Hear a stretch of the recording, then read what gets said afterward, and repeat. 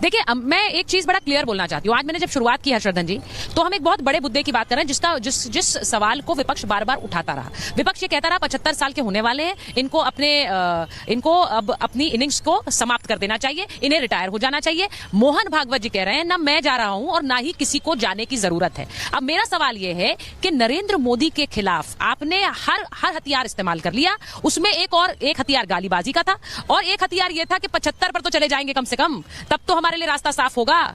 दोनों में से कहीं सफलता नहीं मिल रही है हर्षवर्धन जी।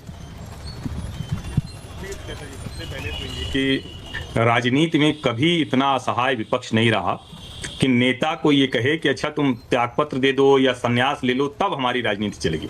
और देश ये भी देख रहा है कि 55 साल का युवा 74 साल के नरेंद्र मोदी के सामने कैसे असहाय, अशक्त, मजबूर दिख रहा है। लेकिन ये एक पहलू। दूसरा जो आपने कहा वो जरा और गंभीरता से बात करने लायक है। राहुल गांधी ने अपने एक्स पर लिखा है, बेगुनाह इल्जाम लगाने पर चुप नहीं बैठता और चोर पकड़े जाने पर खामोश हो जाता है। वो वोट चोरी के संदर्भ में लिख रहे हैं। लेकिन जरा सोचिए कि राहुल कांग्रेस के मंच से प्रधानमंत्री नरेंद्र मोदी की माता जी को गाली दी गई और राहुल गांधी अभी तक चुप बैठे हुए हैं।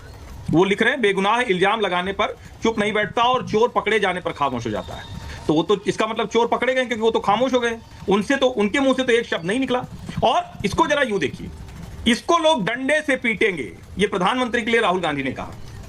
इसका आत्मविश्वास मैंने फाड़ दिया है। इसे डोनाल्ड ट्रंप ने फोन किया, फोन उठाया, घुमाया और कहा सरेंडर हो जा। जब इन सारी चीजों को आप मिलाएंगे तो समझ में आएगा कि कांग्रेस कार्यकर्ताओं के मन में राहुल गांधी ने भर दिया है जहर। और हमारे मित्र वरुण पुरोहित ने अपनी पीड़ा जताई, वो सच भी है कि कांग्रेस पार्टी में अब कतई कोई जगह बची नहीं है कांग्रेसियों के लिए। कम्युनिस्ट सब भर गए, वो अराजक होते हैं।